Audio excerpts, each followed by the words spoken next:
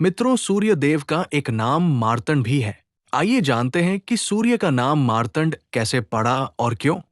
ब्रह्मा जी के मरीचि नाम से विख्यात जो पुत्र थे, उनके पुत्र कश्यप हुए। कश्यप ऋषि की तरह पत्नियां हुई। वे सबकी सब प्रजापति दक्ष की कन्याएं थी। उनसे देवता, दैत्य और नाग आदि बहुत से पुत्र उत्पन्न हुए। अदिति ने त्रिभुवन के स्वामी देवताओं को जन्म दिया। दिति ने दैत्यों को तथा दनु ने भयानक दानवों को उत्पन्न किया। विंता से गरुड़ और अरुण दो पुत्र हुए। अदिति के गर्भ से जो संतानें हुई, उनके पुत्र पौत्र दौहित्र तथा उनके भी पुत्रों आदि से ये सारा संसार व्याप्त है। कश्यप के पुत्रों में देवता प्रधान है। ब्रह्मवेत्ताओं में श्रेष्ठ परमेष्ठी प्रजापति ब्रह्माजी ने देवताओं को यज्ञ भाग का भोक्ता तथा त्रिभुवन का स्वामी बनाया। देव माता अदिति अत्यंत शोक से पीड़ित हो गई। उन्होंने भगवान सूर्य की आराधना के लिए महान यत्न आरंभ किया। वे नियमित आहार करती हुई कठोर नियमों का पालन, परंतु उनके सौतेले भाई दैत्यों, दानवों और राक्षसों ने एक साथ मिलकर उन्हें कष्ट पहुंचाना आरंभ कर दिया। इस कारण 1000 दिव्य वर्षों तक उनमें बड़ा भयंकर युद्ध हुआ। अंत में देवता पराजित हुए और बलवान दानवों को विजय प्राप्त हुई। अपने पुत्रों को दानवों के द्वारा पराजित एवं त्रिभुवन के राज्याधिकार से वंचित तथा उनका यज्ञ भाग छिन गया और आकाश में स्थित तेजो राशि भगवान सूर्य का स्तवन करने लगी। इस प्रकार देवी अदिति नियम पूर्वक रहकर दिन रात सूर्य देव की स्तुति करने लगी।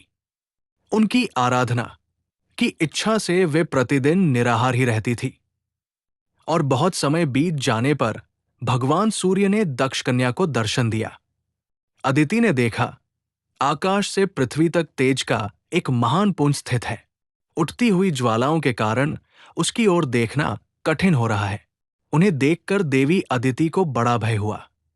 वे बोली है, भगवान आप मुझ पर प्रसन्न हो। ये कहकर आकाश में चरणों में गिर पड़ी। तब भगवान सूर्य ने कहा, देवी, तुम्हारी जो इच्छा हो वो वर मुझसे मांग लो। तब देवी अदिति घुटने के बल से पृथ्वी पर बैठ गई और मस्तक नवाकर प्रणाम करके वरदायक भगवान सूर्य से बोली, देव, आप प्रसन्न हो। अधिक बलवान दैत्यों और दानवों ने मेरे पुत्रों के हाथ से त्रिभुवन का राज्य और यज्ञ भाग छीन लिए हैं। हे सूर्य देव, उन्हें प्राप्त कराने के निमित्त आप मुझ पर कृपा करें। आप अपने अंश से देवताओं के बंधु होकर उनके शत्रुओं का नाश करें।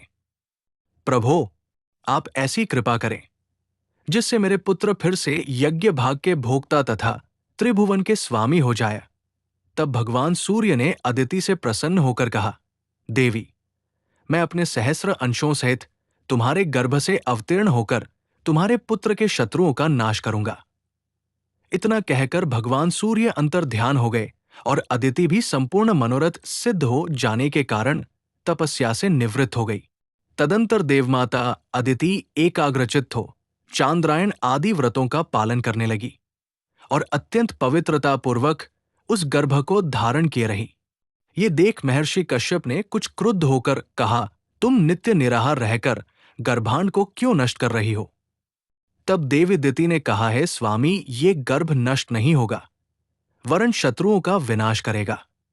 ये कहकर गर्भ को बाहर कर दिया और गर्भ के तेज से संपूर्ण ब्रह्मांड जलने लगा। तब ऋषि गण मंत्रों द्वारा प्रार्थना करने लग गए और उस गर्भ से एक बालक प्रकट हुआ जिसके तेज से सभी दिशाएं प्रकाशमान हो गई और गंभीर स्तर में आकाशवाणी हुई, हे काश्यप, तुमने अदिति से कहा था कि क्यों गर्भांड को मार रही हो, इसलिए इसका नाम मार्तंड होगा और ये पूर्ण समर्थ होकर असुरों का विनाशक होगा। इस आकाशवाणी को सुनकर सभी देवता हर्षित हुए और दानव बल से हीन हो गए। पुनः देवता और असुर में संग्राम हुआ, लेकिन मार्तंड के तेज से सभी असुर जलकर भस्म हो गए। कथा पसंद आई हो तो चैनल को सब्सक्राइब करें और वीडियो को लाइक करें।